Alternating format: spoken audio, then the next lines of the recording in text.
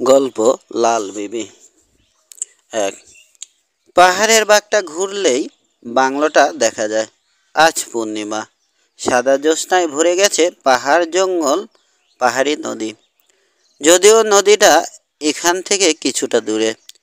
ভেসে যাওয়া চাঁদের আলোয় গুনগুন করে গান গাইতে গাইতে পথ চলছে জোবায়ের। হাতে বেশ দামি একটা স্কচ হুইস্কির বোতল। রাত এখন কত হবে? হাতঘড়ির দিকে তাকালো জোবায়ের। 12:35। শালার জীবন। নিজেকেই নিজে গালিটা শোনালো জোবায়ের। করুণ চোখে বোতলটার দিকে তাকালো সে। তার হাতেই দামি জিনিসটা, কিন্তু ওটা তার নয়। আবার লোভাতুর চোখে ওটার দিকে তাকালো জোবায়ের। যদিও ওটা থেকে ছিটে ফোঁটা পাবে না, এতেই তার আনন্দ। রাস্তাও যেন শেষ হয় না। শীতও অনেক পড়েছে এবার। আগেও একবার এখানে এসেছিল জোবায়ের, আজ থেকে 1 বছর আগে, গত শীতে। তখনকার ঘটনাগুলো এখনো চোখে ভাসে তার। কত রাত যে দুঃস্বপ্ন দেখে চিৎকার করে জেগে উঠেছে, সেই সব স্মৃতি আর মনে করতে চায় না সে। তারপরও মনে পড়ে। তারপরও মনে পড়ে। চারপাশটা কেমন নীরব। পাহাড়ি পথ ধরে হাঁটছে সে। কোথাও কেউ নেই। দূরে জঙ্গলের অভাব দেখা যাচ্ছে। চারপাশে থোকা থোকা কুয়াশা জমে আছে। কুয়াশা ভেদ করে দেখা যাচ্ছে ক্ষীণ জোনাকি আলোর মালা। এই নিশুতি রাতে তাকেই এই মাল আনতে পাঠিয়েছে সোহেল। সোহেল আরমান। কোথায় কোন পার্টির কাছে পাওয়া যাবে ভালোই জানা আছে তার। গত শীতে যারা যারা এসেছিল, এবারও তারাই এসেছে। আনন্দ ফুর্তি করবে। সবই সোহেলের টাকায়। জোবায়ের ও তাদের মধ্যে একজন। সোহেলের বড় চাচা সোনাকান্দার চেয়ারম্যান, আর সোহেল তার বখাটে ভাইপো। পাহাড়ি রাস্তা ছেড়ে এখানটায় একটু জংলা মতো জায়গা। এখানে এসে গাটা কেমন ছমছম করে উঠল জোবায়েরের। চারপাশ ভালো করে দেখে নিল। জঙ্গলের ভেতরটায় আলো আঁধারির খেলা। কোথাও কোথাও কুয়াশা। হাতের টর্চটা জ্বালল জোবায়ের। একটা শেয়াল দ্রুত দৌড়ে গেল তার টর্চের আলোর সামনে দিয়ে। হঠাৎ জায়গাটা চিনতে পারল জোবায়ের। এখান থেকে একটু ভিতর দিকে একটা কবর আছে। সে কবরটা ওরা কয়েকজন মিলে খুঁড়েছিল গত শীতে। হঠাৎ করেই যেন তার শরীরটা শিরশির করে উঠল, গায়ে কাটা দিল। দ্রুত পায়ে এগোলো সে। এই জায়গার গাছপালাগুলো একটু ফাঁকা ফাঁকা। চাঁদের আলো খেলা করছে মাটিতে। সব কিছু দেখা যাচ্ছে স্পষ্ট। ঠিক তখনই জোবায়ের দেখতে পেল কেউ একজন দাঁড়িয়ে আছে ওখানে। কে ওখানে? গলা চড়ালো জোবায়ের। কেউ একজন দাঁড়িয়ে আছে ওখানে। কে ওখানে? গলা চড়ালো জোবায়ের, কিন্তু কোনো জবাব এলো না। জোবায়ের লক্ষ্য করলো একটা মেয়ে। টর্চের আলো সরাসরি ফেললো সে মেয়েটার উপর। রং দেখে বোঝা গেল শাড়িটা লাল। 2-3 পা পিছিয়ে গেল মেয়েটা। পায়ের নুপুর বেজে উঠল রিনি ঝিনি করে। মেয়েটার চেহারা দেখা যাচ্ছে না। মাথার চুলগুলো এলোমেলো। মুখের বেশিরভাগ ঢেকে আছে চুলে। হাতের চুড়িগুলো লাল। ফর্সা শরীর। আবার পিছিয়ে গেল সে। জোবায়ের যত এগিয়ে যায় মেয়েটা তত পিছায়। হঠাৎ দাঁড়িয়ে গেল মেয়েটা। খিলখিল করে হেসে উঠল। তারপর বলল, ভয় পেলি না কি বাবু? জোবায়ের বলল, ভয় তো পাওয়ারই কথা, তাই না? মেয়েটা আবার হাসল। তা যা বলেছিস। তোরা শহরে বাবুরা ভয় একটু বেশিই পাস। জোবায়ের অবাক কণ্ঠে জিজ্ঞেস করল, তা এই মাঝরাতে তোমার মতো একটা মেয়ে এই জঙ্গলে? বেশ বেমানান। সত্যি করে বলো, তুমি আসলে কে? মেয়েটি শব্দ করে হেসে বলল, আমি পাহাড়ি মেয়ে বাবু। আমার বাপু জোর করে এক বুড়োর সাথে বিয়ে দিচ্ছে। ওদিকে আমার পছন্দের মরদ গেছে শহরে, তাই পালিয়ে এসেছি। জোবায়ের এগিয়ে গেল মেয়েটার কাছে। বলল, ঠিক বলেছ। জোর করে বিয়ে দেওয়াটা তো ঠিক নয়। তোমার চেহারাই তো দেখলাম না এখনো। হাতের কাছে এমন যুবতী মেয়ে। শিরায় শিরায় রক্তের বান ডাকলো জোবায়েরের। বুকের মধ্যে জেগে উঠল একটা আদিম পশু। মেয়েটার কাঁধে হাত রাখলো জোবায়ের। মেয়েটা হেসে উঠল আবার খিলখিল করে। বলল, চেহারা দেখবি বাবু? ঠিক আছে। তা চেহারা দেখে ঠিক থাকতে পারবে তো জোবায়ের? হঠাৎ মেয়েটার কথার ধরন পাল্টে যাওয়ায় আর মেয়েটার মুখে তার নাম শুনে থমকে গেল জোবায়ের। ভয়ে জমে গেল সে বরফের মতো। গায়ের লোমগুলো দাঁড়িয়ে গেল তার। মাথা থেকে পায়ের পাতা পর্যন্ত একটা শীতল চোদ বয়ে গেল। কাঁপা কাঁপা কণ্ঠে প্রশ্ন করল, কে কে তুমি? ঝাঁকি দিয়ে চুলগুলো পেছনে সরিয়ে তার দিকে ঘুরে দাঁড়ালো মেয়েটা। দেখো জোবায়ের, আমাকে চিনতে পারছো? লাল বিবি, অস্ফুট স্বরে বলে উঠল জোবায়ের। তার হাত থেকে খসে পড়ল হুইস্কির বোতল। আতঙ্কে ঠিকরে যেন বেরিয়ে আসবে তার চোখ। কলজেটা লাফাচ্ছে ধরাস ধরাস করে। তারপর চিৎকার করে বলল, না, এ হতে পারে না, অসম্ভব। আবার খিলখিল করে হেসে উঠল লাল বিবি। ফ্যাঁসে কণ্ঠে বলল, সম্ভব জোবায়ের, সবই সম্ভব। সবাই এসেছে তাই না? আমার দেবরের ছেলে সোহেল, জিতু, নিষাদ, শুভ, সবাই, তাই না? আর তুমি জোবায়ের? ওহ, প্রতিশোধ। কতদিন অপেক্ষা করেছি। একা একা এই বিজন পাহাড়ে কেঁদে কেঁদে কাটিয়েছি। আজ 1 বছর পর ঠিক এই দিনে আশ্চর্যভাবে মিলে গেল দিনটা। তোমাকে দিয়ে শুরু করব আমার প্রতিশোধ। জোবায়ের অনুভব করছে সে প্যান্ট ভিজিয়ে ফেলেছে। আস্তে আস্তে পিছাতে শুরু করলো। লাল বিবি এগিয়ে আসছে আর জোবায়ের পিছাচ্ছে। এভাবে পিছাতে পিছাতে জঙ্গলের একেবারে মাঝে চলে এসেছে। হঠাৎ হুড়মুড় করে একটা গর্তে উল্টে পড়ে গেল সে। খিলখিল করে হেসে উঠল লাল বিবি। গর্তে চিৎপাত হয়ে শুয়ে আছে জোবায়ের। তার দিকে ঝুঁকে এলো লাল বিবি। বলল, চিনতে পারছো জোবায়ের? এই গর্তটা সেই কবর যেটাতে আমাকে শুয়েছিলে। আজ এটা তোমার কবর হয়ে গেল। তোমাকে দিয়ে শুরু জোবায়ের। একে একে সবাইকে শোয়াবো। মৃত্যু ভয় দেখা দিল জোবায়েরের চোখে। কণ্ঠে মিনতি ফুটে উঠল তার। আমাকে ছেড়ে দাও লাল বিবি, আমার কোনো দোষ নেই। সোহেলের কথায় আমি এ কাজ করেছি। আস্তে আস্তে আরো ভয়ঙ্কর রূপ ধারণ করলো লাল বিবি। বলল, মনে করো জোবায়ের, সমস্ত ঘটনা মনে করো। সত্যি সত্যি জোবায়েরের যেন চোখের সামনে সমস্ত ঘটনা দেখতে পেল। তার চোখের সামনে যেন ছবিগুলো ভেসে উঠল। যদিও সব ঘটনা তার চোখের সামনে ঘটেনি।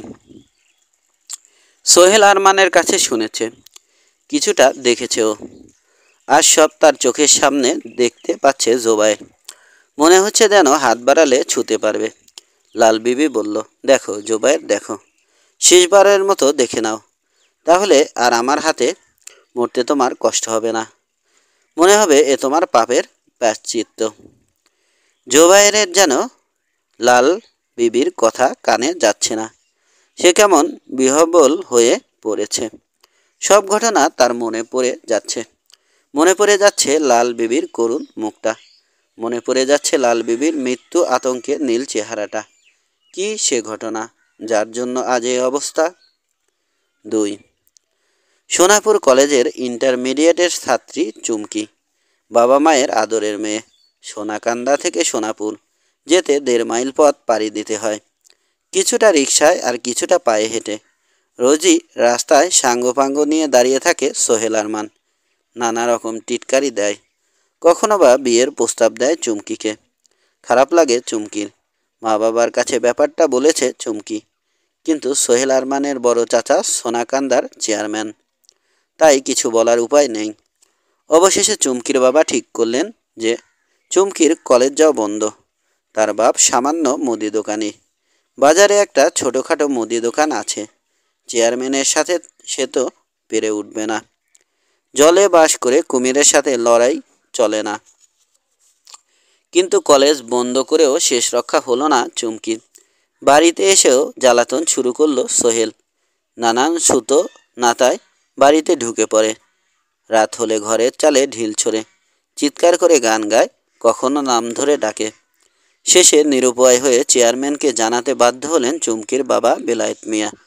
চেয়ারম্যান সেকেন্দার আলী বললেন, ঠিক আছে বেলায়েত মিয়া, আমি আগে তোমার মেয়ের সঙ্গে কথা বলে দেখি। যদি অভিযোগ সত্যি হয় তো ব্যবস্থা একটা নিতে হবে বইকি। আজ সন্ধ্যায় যাব তোমার বাড়ি। সন্ধ্যাবেলা বেলায়েত মিয়ার বাড়ি হাজির হলেন চেয়ারম্যান। ঘরের বারান্দায় বসতে দেয়া হলো তাকে। চুমকির মায়ের হাতে বানানো চা আর পান খাওয়ার পর চুমকিকে ডাকলেন চেয়ারম্যান। চুমকি বারান্দায় এসে দাঁড়াতেই ধক করে উঠল চেয়ারম্যানের বুক। এত সুন্দরও মানুষ হয়? তার দুইটা বউ, এর নখের যোগ্য নয়। মনে মনে ভাবে সেকেন্দার। এই মেয়েকে বিয়ে না করলে তার জীবন বৃথা।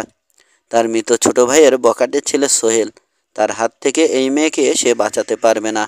বাঁচানোর একমাত্র পথ চুমকিকে তার চাচি বানিয়ে দেয়া। তাতে সাপও মরবে, লাঠিও ভাঙবে না। চুমকির দিকে তাকিয়ে থাকতে থাকতে এসব কিছুই ভাবছিলেন সেকেন্দার আলী। সাহস করে বিয়ের প্রস্তাবটা দিয়েই দিলেন চেয়ারম্যান। সেকেন্দার আলীর সাথে বিয়ে হয়ে গেল চুমকির। চুমকির বাবা মনে করলেন চেয়ারম্যান এখনও তাগড়া জোয়ান, বয়সও 46। এমন কোনো বয়স নয়, সোহেলের উৎপাত থেকে তো বাঁচা যাবে। চুমকি এখন চেয়ারম্যানের বউ, কিন্তু একজনের মনে শান্তি নেই, সোহেল আরমান। বুকের মধ্যে তার আগুন ধিকি ধিকি জ্বলতে থাকলো। আমার সারা চুমকি অন্য আর কারো হতে পারে না, চিৎকার করে বলল আরমান একা একা। তার চাচা যখন চুমকিকে লাল বিবি বলে ডাকে, তার চেহারা তখন আরও ভয়ঙ্কর হয়ে ওঠে। চুমকিকে তার চাচা লাল দিয়ে ভরিয়ে দিয়েছে। পরনে লাল শাড়ি, লাল লিপস্টিক ঠোঁটে, পায়ে আলতা, হাতে লাল কাচের চুড়ি, কপালে লাল টিপ, পায়ে লাল স্যান্ডেল। লাল বিবি নামটা যথার্থ, আর রূপও যেন ঠিকরে পড়ছে। বুকের মধ্যে কালসাপ বিরাজ করছে সোহেল আরমানের। হাতের পেশি কিলবিল করে ওঠে। ভয়ঙ্কর এক পরিকল্পনা করে সোহেল। সে খবর নিয়ে জানতে পারে চুমকির সাথে তাদের পাশের গ্রামের সুজন নামের একজনের গভীর প্রেম ছিল। তার সাথে চুমকির প্রেম এখনও অটুট আছে। আজ রাতেই সে সুজনের সাথে দেখা করতে যাবে পুরনো জমিদার বাড়িতে। এটাই সুযোগ। তার ভয়ঙ্কর পরিকল্পনায় প্রথমেই সেই রাতে খুন হয়ে যায় সুজন ওই জমিদার বাড়িতে। গুম হয়ে যায় তার লাশ। চেয়ারম্যান বাড়ির সবাই যখন ঘুমে বিভোর, তখন নিশিরাত একা একা বেরিয়ে আসে চুমকি তার প্রেম অভিসারে। জমিদার বাড়িতে এসে সংকেত দিয়েও সুজনের সাড়া পায় না চুমকি। সুজন নেই ওখানে। যখন বুঝতে পারে তখন অনেক দেরি হয়ে গেছে। সোহেলের মামার পাহাড়ি বাংলোতে এনে তোলা হয় চুমকিকে। এই বাংলোতে এসে অনেকবার থেকে গেছে সোহেল আরমান। বাংলোর কেয়ারটেকার, মালি, বাবুর্চি সবাই তাকে ভয় পায়। সোহেলের মামা এই বাংলোতে কচ্চিৎ কখনো এসে থাকে। এছাড়া বাংলোটা তারই দখলে। সে রাতে সবার সাথে জোবাইরও ছিল। যেদিন অপহৃত হলো সেদিন থেকেই চেয়ারম্যান বাড়ির সবাই জানল চুমকি তার প্রেমিক সুজনের হাত ধরে পালিয়েছে। এরপর দিন রাতেই বাংলো বাড়িতে ঘটল সেই ঘটনা, যার মাসুল এখন গুনতে হচ্ছে জোবাইরকে। একে একে গুনতে হবে সবাইকে। লাল বিবির হাত থেকে নিস্তার নেই কারো। পাঁচটা নরপশু সেদিন হামলে পড়েছিল লাল বিবি অর্থাৎ চুমকির উপর। লাল বিবির আর্তনাদ এখনও কানে বাজছে জোবাইরের। তাদের লালসা চরিতার্থ হবার পর নির্মমভাবে হত্যা করেছে ওরা তাকে। বিকৃত উল্লাসে হেসে উঠেছে ওরা সেদিন। তারপর লাশটা এনে কবর দিয়েছে এই জংলা মতো জায়গায়। চারদিকে নীরব। আধার রাতে কেউ শোনেনি লাল বিবির মৃত্যু আর্তনাদ। কেউ দেখেনি ওদের কুকীর্তি। শুধু একজন প্রতিবাদ করেছিল, বাবুর্চি ইব্রাহিম। কিন্তু তার প্রতিবাদ ঢোপে টেকেনি। কাউকে বলতেও পারেনি সে চাকরিটা হারাতে চায়নি। কবরে শুয়ে আছে জোবায়ের, তার উপর ঝুঁকে আছে লাল বিবি। তার চেহারাটা ভয়ঙ্কর হয়ে উঠেছে। হাতে হুইস্কির বোতল। ওটার ছিপি খুলে সমস্ত মদ ঢেলে দিল তার শরীরে। ভিজিয়ে দিল জোবায়েরকে। জোবায়ের যেখানে ফেলেছিল সেখান থেকেই তুলে নিয়েছিল বোতলটা। ঝুঁকে এসে জোবায়েরের পকেট হাতড়ে দিয়াশালাইয়ের বাক্স বের করল। আতঙ্কে বড় বড় হয়ে গেল জোবায়েরের চোখ। তার শরীর যেন পেরেক দিয়ে মাটির সাথে গেঁথে দিয়েছে কেউ। সে নড়তে পারছে না। লাল বিবি কী করতে যাচ্ছে সে বুঝতে পারছে। তাকে পুড়িয়ে মারবে লাল বিবি। ওরা সব কজন মিলে যেভাবে লাল বিবিকে পেট্রোল ঢেলে পুড়িয়ে মেরেছিল। ধপ করে জ্বলে উঠল দিয়াশালাইয়ের কাঠি। জ্বলন্ত কাঠিটা ছুঁড়ে মারল লাল বিবি জোবায়েরের গায়ে। মুহূর্তে ছড়িয়ে পড়ল আগুন জোবায়েরের সারা শরীরে। তার আত্মচিৎকারে রাতের নিস্তব্ধতা খান খান হয়ে গেল। রাতের পাখিরা ডানা ঝাপটালো। আর লাল বিবির রক্ত হিম করা খিলখিল হাসি রাতের বন পাহাড়ে প্রতিধ্বনি করে ফিরতে লাগলো। চাঁদ তখন তার অকৃপণ জ্যোৎস্না ঢেলে চলেছে বিশ্ব চরাচরে। আর অশরীরী লাল বিবির প্রেতাত্মা প্রতিশোধের উন্মত্ততায় ঘুরে বেড়াচ্ছে এই বনে পাহাড়ে, আর হাসছে, শুধুই হাসছে। জুবায়েরের কয়লা হয়ে যাওয়া লাশ পড়ে রইল কবরে। একটা শেয়াল এসে গন্ধ শুকে চলে গেল, আর জুবায়ের তখন শব্দ, স্পর্শ আর গন্ধের অন্য পাশে চলে গেছে। লাল বিবির প্রেতাত্মা নিজের কাজে সন্তুষ্ট হয়ে পরিতৃপ্ত মন নিয়ে মিশে গেল বাতাসে। আবার ফিরে আসবে সে তার আসল চেহারায় আগামী রাতে। 3 সারা রাত জুবায়ের ফেরেনি। তাদের আনন্দ মাটি। কেন ফেরেনি সেটা ভাবতে ভাবতে বারান্দায় মাদুর পেতে বসে যেখানে ওরা আড্ডা দিচ্ছিল সেখানেই ছড়িয়ে ছিটিয়ে ঘুমিয়ে পড়ে সবাই। সকাল হতেই ঘুম ভেঙে যায় সবার। নিজেদের আবিষ্কার করে শীতের বারান্দায়। চারপাশে ঘন কুয়াশা। বাবুর্চি ইব্রাহিম এসে বলল, কাল আপনাদের অনেক ডাকলাম ঘরে এসে ঘুমাবার জন্য, কিন্তু কারোরই ঘুম ভাঙল না। সোহেল জিজ্ঞেস করল, জুবায়ের রাতে ফিরেছে? ইব্রাহিম জবাব দিল, না, ফেরেনি। সোহেল লক্ষ্য করল ইব্রাহিম রাতে তাদের লেপ ছাড়া রাখেনি। সবাই উঠে ফ্রেশ হয়ে নাস্তা করে বের হলো জুবায়েরের খোঁজে। চারজনই চলে এলো জঙ্গল মতো জায়গাটায়। শুভ বলল, চিনতে পারছিস সোহেল? এখানেই কিন্তু আমরা লাল বিবিকে কবর দিয়েছিলাম। চারপাশে তাকালো সোহেল। জঙ্গলের ভেতরটা আরও ঠান্ডা লাগছে। ঝোপে ঝোপে কুয়াশা জমে আছে। পাখির কলতানে মুখরিত চারপাশ। জিতু আর নিশাত প্রস্তাব করলো, চল সবাই মিলে লাল বিবির কবরটা দেখে আসি। সোহেল বলল, কবরের ভেতর লাল বিবির হাড়গোড় এতদিনে মাটির সাথে মিশে গেছে। কেউ কোনো কিছু টেরও পায়নি, আর পরে পাবেও না। 1 বছর তো হয়ে গেল। ঠিক আছে, কবরটা একটু দেখে আসি, তারপর জুবায়েরকে খুঁজতে যাব। কবরের কাছে এসেই থমকে দাঁড়ালো ওরা। কবরের জায়গাটা এখন একটা গর্ত।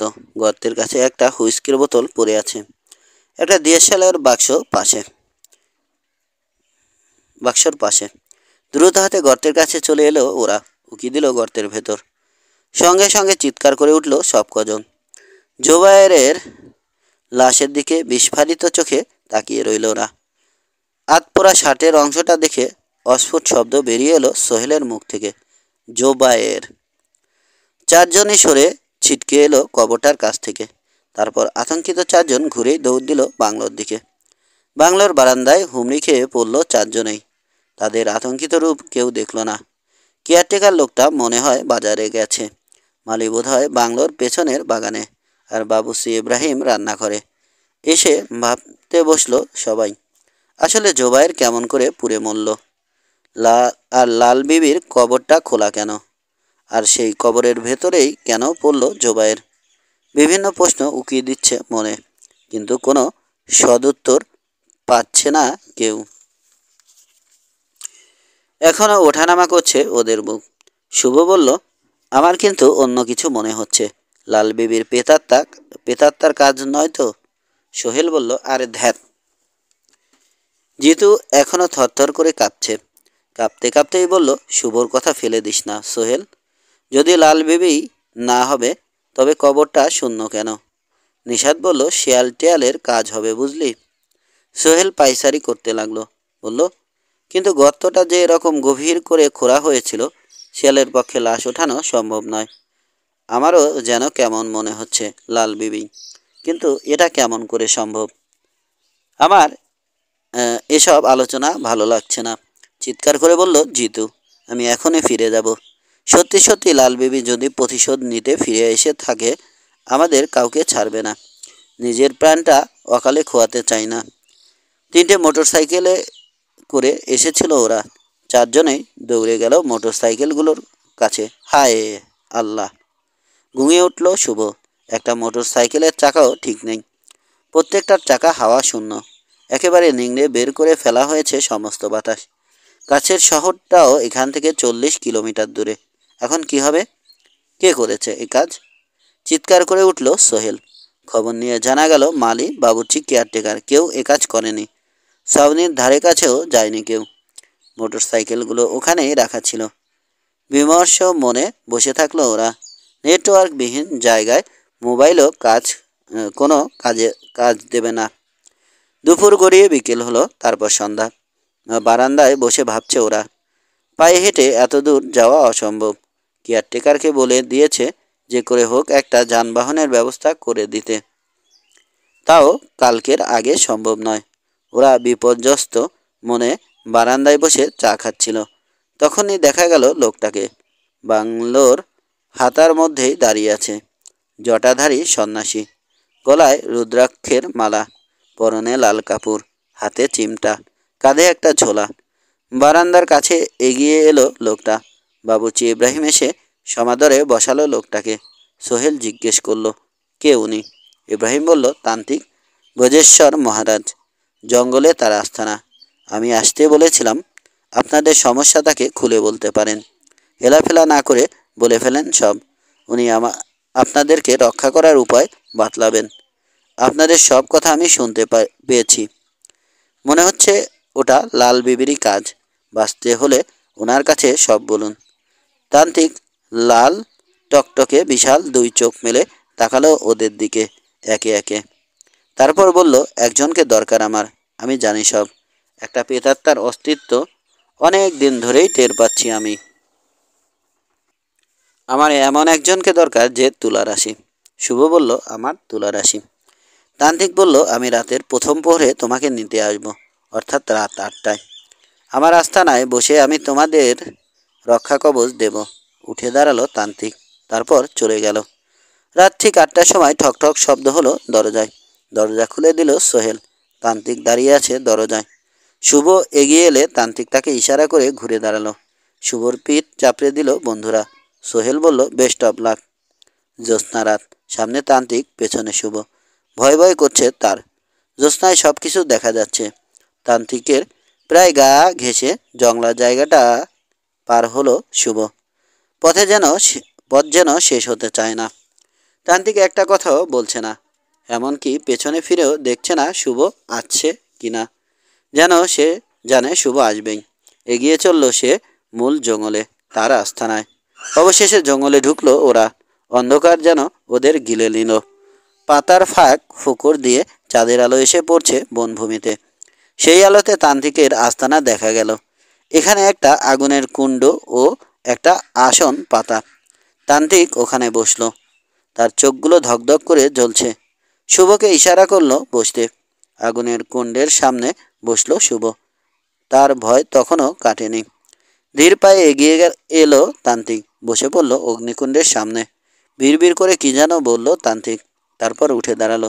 চলে এলো শুভর পিছনে। তার পানির পাত্র থেকে পানি নিয়ে ছিটিয়ে দিল শুভর মাথায়। তারপর হাত বুলাতে লাগলো তার চুলে। হঠাৎ কিছু বুঝে ওঠার আগেই শক্ত হাতে শুভর মাথাটা ঠেসে ধরল জ্বলন্ত অগ্নিকুণ্ডে। একটা মাত্র আত্মচিৎকার শুভর মুখ থেকে বেরিয়ে এসে মাঝপথেই বন্ধ হয়ে গেল। শুভ যদি তখন দেখতে পেত, তাহলে সে দেখত যাকে সে তান্ত্রিক মনে করেছে, আসলে সে লাল বেবি। ধকধক করে জ্বলছে তার চোখ। তীক্ষ্ণ দুটি দাঁত বের করে আছে ঠোঁটের ফাঁক দিয়ে। কিছুক্ষণ ছটফট করে নিস্তেজ হয়ে গেল শুভর দেহ। খিলখিল করে হেসে উঠল লাল বেবি। এদিনে রাত অনেক হওয়ার পরও ফিরে এলো না। এদিকে রাত অনেক হওয়ার পরও ফিরে এলো না শুভ। দুশ্চিন্তা করতে লাগলো সোহেল, জিতু আর নিশাত। ঘড়ি দেখলো সোহেল, রাত 1:30। ইব্রাহিমকে ডাকলো সোহেল।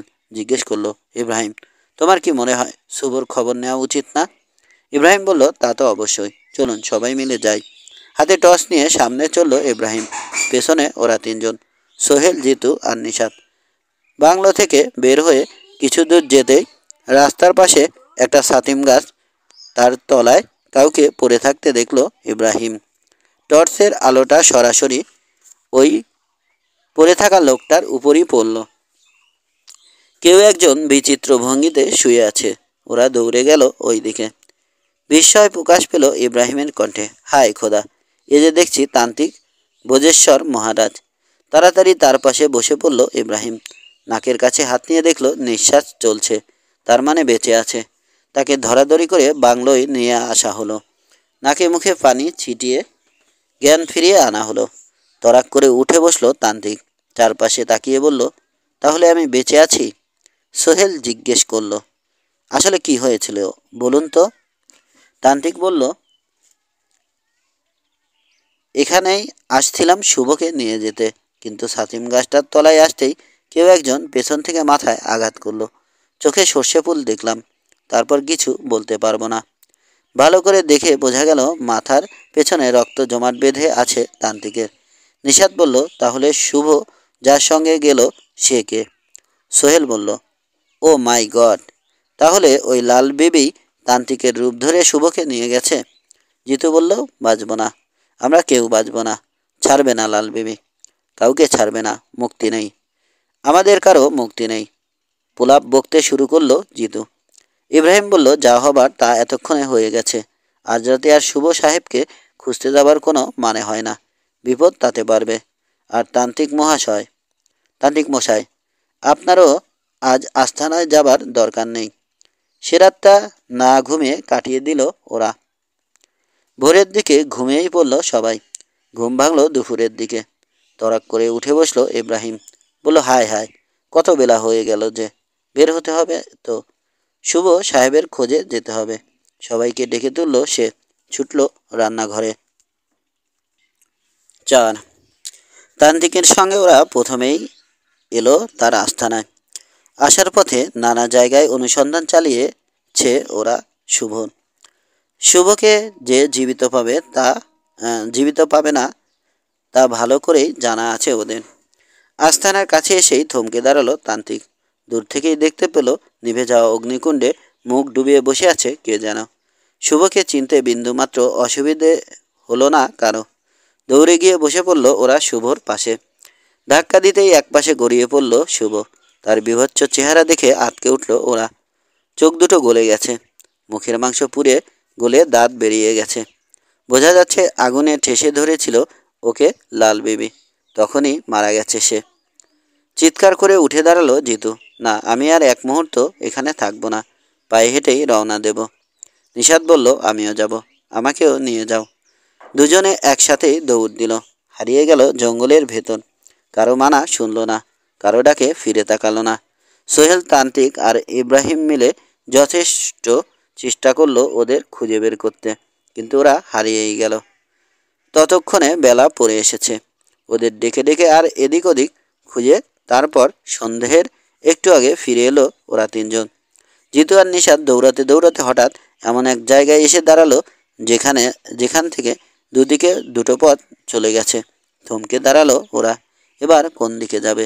জিতু প্রস্তাব করলো, দুজন দুদিকে একটু এগিয়ে যাই, রাস্তা শেষ হয়ে গেলে ফিরে আসবো এখানে। তাই ঠিক হলো। দুজন দুদিকে রওনা হয়ে গেল।